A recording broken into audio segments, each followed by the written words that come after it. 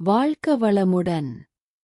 குண்டலினி யோகம், சிம்பிளிஃபைட் குண்டலினி யோகா, வேதாந்தம், சித்தாந்தம். மாலையிலே ஒருவருக்கு பலவிதமான மன இறுக்கம், டேன்ரன் உண்டாகின்றன. போய் படுத்துக் கொள்கிறார். தூங்கி விடுகிறார். காலையில் எழுந்தவுடன் ஒரு பெரிய மாற்றம். முதல் நாள் மாலை இருந்த அளவுக்கு மன இறுக்கமோ கவலையோ இல்லை. மறுபடியும் வரும். நேரம் போகப் போக வரும். ஆனால் இப்போது இல்லை.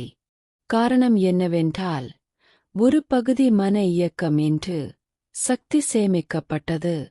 அந்தச் சேமிக்கப்பட்ட சக்தியினால் ஓரளவு அமைதி, உடல் நலம் இவைகளெல்லாம் கிடைக்கிறது. அதேபோன்று யோகத்தின் வாயிலாக, மனவளக்கலையின் வாயிலாக, குண்டலினி யோகம், சிம்பிளிஃபைட் குண்டலினி யோகா வாயிலாக சிறுகச் சிறுக நமது ஆற்றலை, சேமிப்புத் தன்மையை அதிகரிக்கிறோம். ஏனென்றால் உடல், உயிர், மனம் இந்த மூன்றின் இயக்கம் ஒன்றையொன்று தள்ளியே இருக்கிறது. மனம் விரைவாக இயங்குமேயானால் உயிர் சக்தியின் தன்மாற்றம் அதிகமாகிறது. அதனால் உயிர்ச்சக்திக்கு அதிர்வலை அதிகமாகிறது. Vibration of life force is increasing.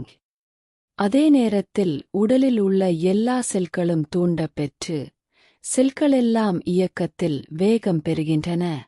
இப்படி ஒன்றால் ஒன்று உடலில் துன்பம் ஏற்பட்டால், அதனால் உயிர்ச்சக்தி அதிர்வலை அதிகமாகும். மனமும் துன்பப்படும். அதேபோல மனம் அமைதி பெற்றதேயானால் உயிர்ச்சக்தி அமைதி பெறுகிறது.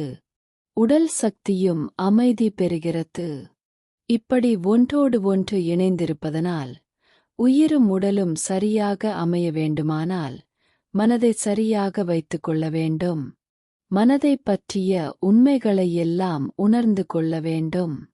நல்ல பயிற்சியின் மூலமாக மனதை எப்போதும் அமைதி காக்கத் தெரிந்து கொள்ள வேண்டும். அந்த பேற்றை பெறுவதற்கு குண்டலினி யோகா, சிம்பிளிஃபைட் குண்டலினி யோகா பயிற்சி மிக மிக உதவியாக இருக்கும். இந்த யோக பயிற்சியை பெறுவதற்கு முற்காலத்தில் மிக மிக கால தாமதமாகும்.